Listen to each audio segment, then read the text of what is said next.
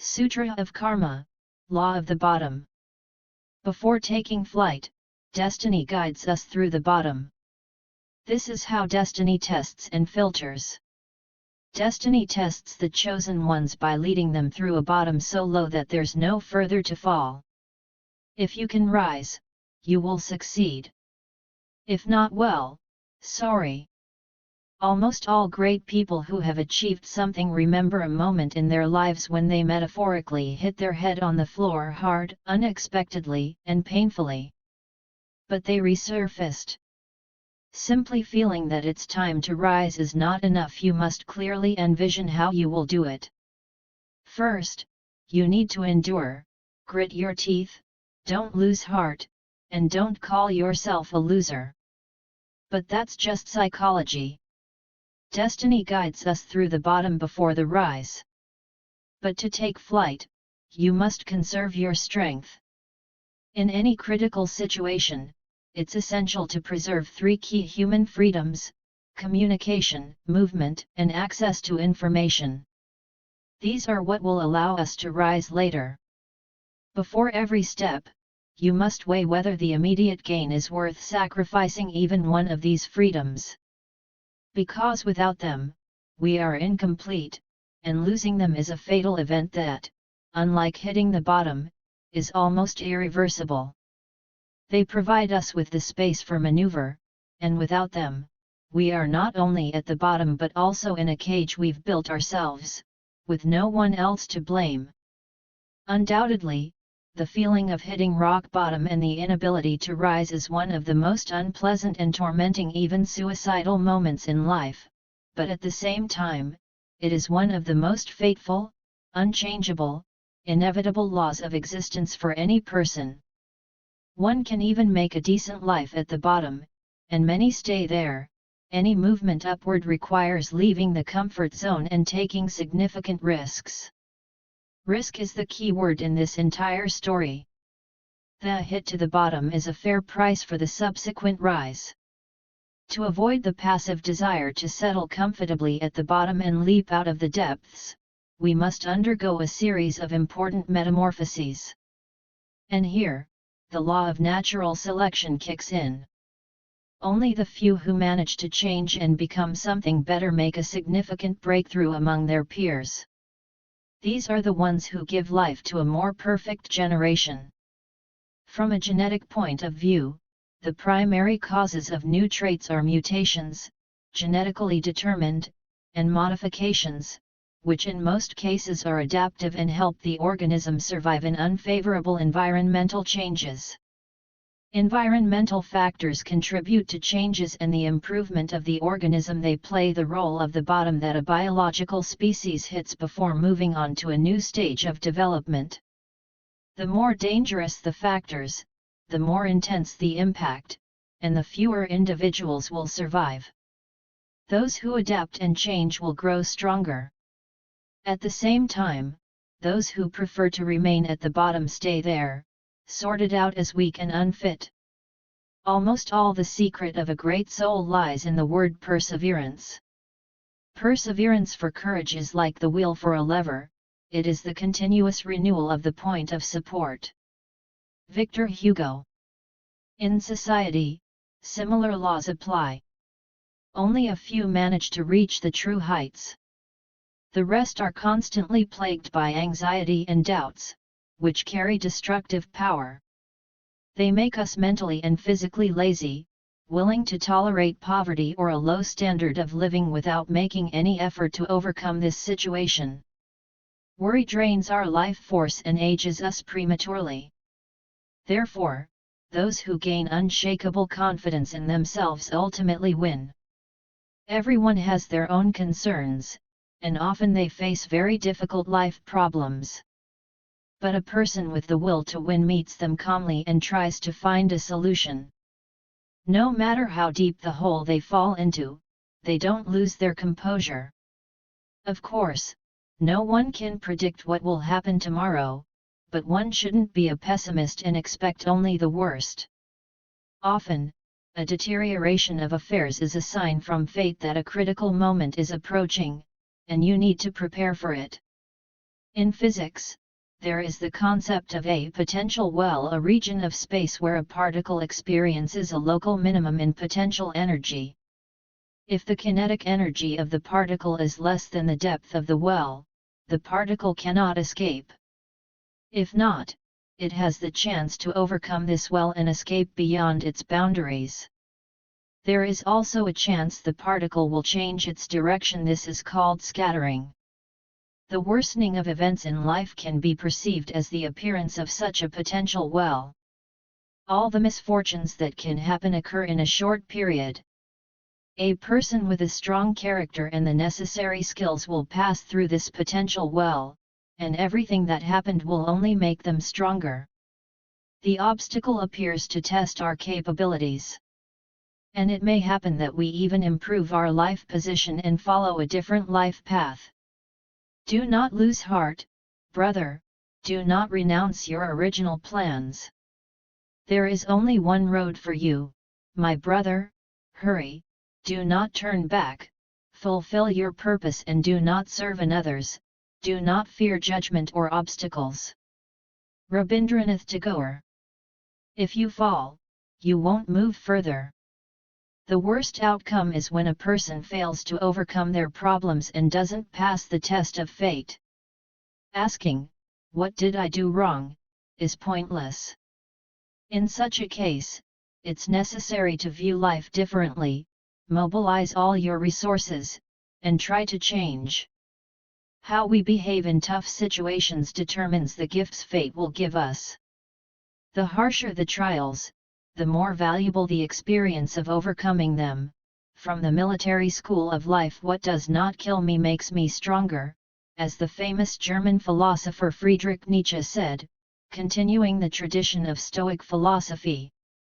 Roman emperor and Stoic philosopher Marcus Aurelius also claimed, nothing happens to a person that they cannot bear. However, Nietzsche's focus was not on the pursuit of suffering, as some religions might suggest, but on the destiny of one who seeks to become stronger. The higher you set your life goals, the more painful the break from your familiar, comfortable world will be. This break always begins with a fall, as you strip yourself of familiar support systems, particularly the conventional means of ensuring guaranteed, albeit limited, well-being. What feels like hitting rock bottom is a subjective sensation of losing familiar support, not an objective loss of your core self.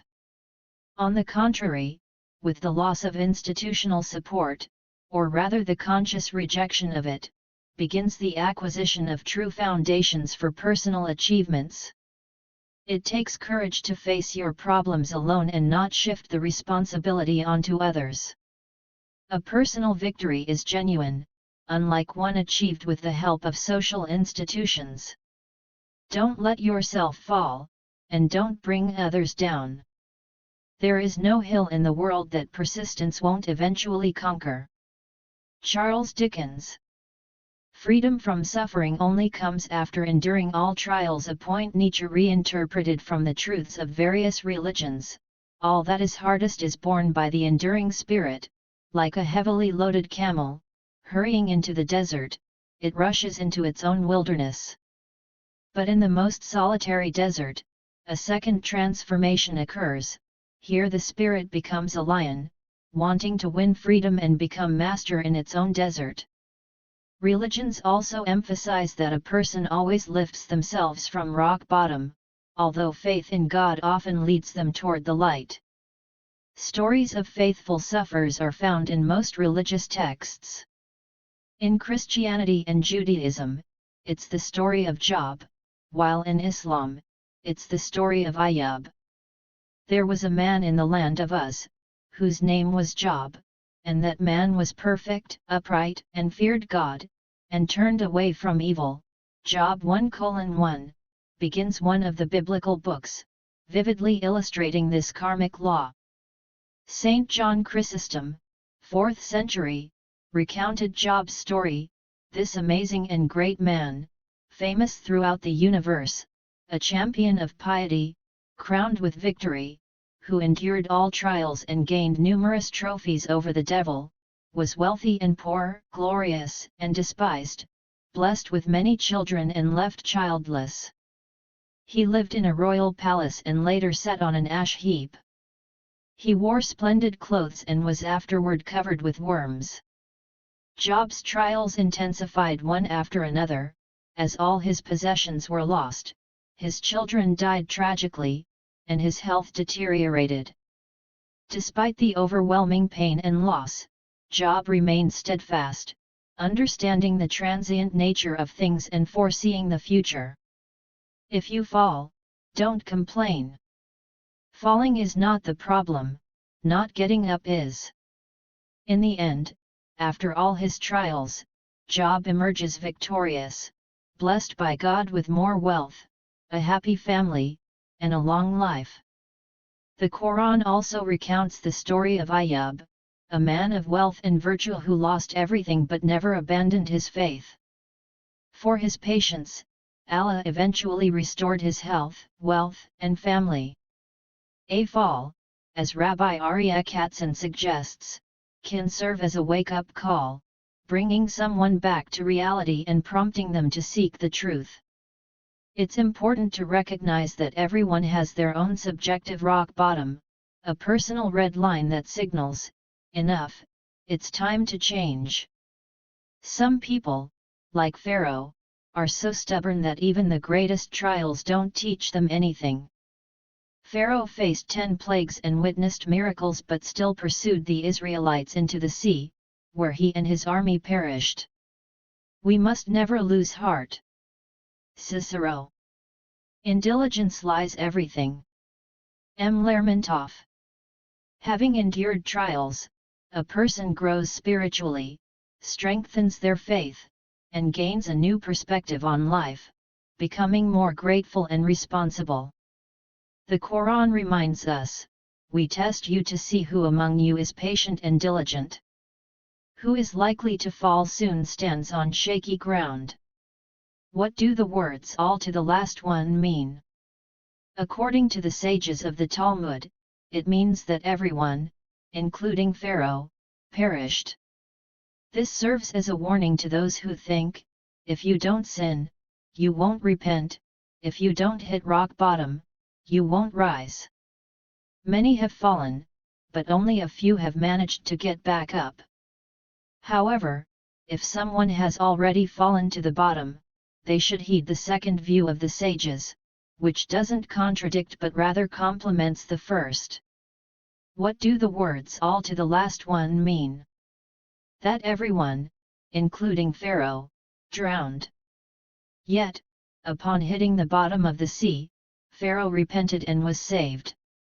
According to legend, he later became the king of the Assyrian Empire and called on the sinners of Nineveh to repent. When you've hit rock bottom, remember that a blow from fate should not be the end, but a new beginning. After all, by extracting life lessons from misfortunes, a person can turn their fall into the start of a rise. The night is darkest just before dawn. Similarly, in life, when it seems that everything is lost, and the end seems inevitable, fate suddenly lifts its chosen one to the heights of success. The founder of Japan's first centralized state, Tokugawa Ieyasu, before becoming shogun and uniting the country, endured the horrors of civil wars and was several times on the brink of death. He witnessed his grandfather being murdered by his own servants, and his mother was cast out of the family. At 6 years old, he almost became a hostage. His father decided to sacrifice him for the safety of their clan, and Ieyasu's life hung by a thread. A year later, his father was killed by his bodyguard, and Ieyasu was taken captive. He only returned home at the age of 19 and needed 2 more years to overcome the resistance of the Buddhist communities who refused to recognize his authority. Once begun, it cannot be stopped. Cicero. Don't consider someone who has fallen as lost. Ieyasu's rise to power continued through difficult battles and campaigns. One by one, he eliminated real and potential rivals. In one battle, Tokugawa Ieyasu was utterly defeated and barely escaped with the remnants of his destroyed army. This was rock bottom. His chances of survival were slim. But just when his defeat seemed certain, the chronicles of that time noted that the heavens did not abandon Tokugawa. His victor suddenly fell ill and died. This was a sign of destiny.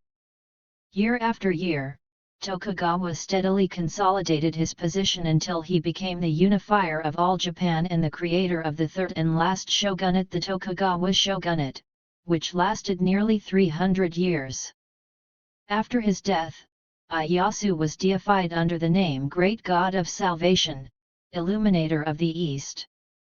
His path in life was one where cowards were weeded out, and only true victors remained. Another young prince, like Tokugawa, also underwent many trials and hardships, though by his own choice. Instead of an earthly throne, he found enlightenment.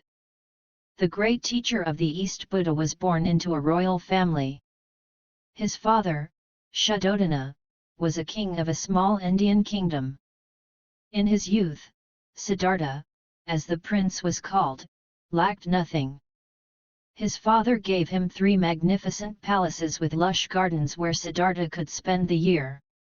However, after seeing old age, sickness, and poverty by chance, Siddhartha renounced his wealth and left the palace.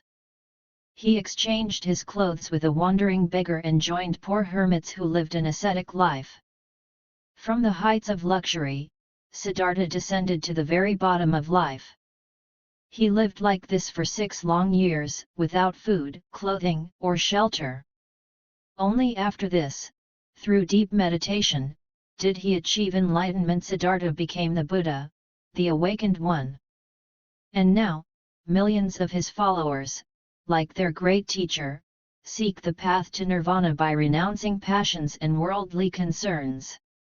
A drop hollows out a stone not by force, but by continually falling. Giordano Bruno. Persistence softens fate. Gustave Flaubert. Fall 7 times, stand up 8. Even on the path of spiritual growth, we sometimes experience disappointment, despair, exhaustion, depression, and pain. Joys are replaced by sorrows, bringing tears, suffering, fatigue, and fear. These moments often feel like a natural disaster, a catastrophe, the end of everything. Recently soaring high, we now sink to the bottom, into the quagmire of negative thoughts and emotions. But is this sense of emotional discomfort always a sign of doom? Surprisingly, psychologists believe that depression, if we're not talking about severe clinical cases, has many positive aspects that can help solve many problems. French psychoanalyst Gérard Tixier believes that this complex state can reveal what in our life is real, right, and what is false and imagined. Sometimes, people need to get rid of certain things in their lives to see the truth. Often, circumstances unfold in such a way that we feel burdened, crushed by something that doesn't suit us, harms us, causes pain, and seems harmful, even dangerous to our system. People often sink into despair due to their inability to control every aspect of their lives. People protest against events, emotions, and sensations.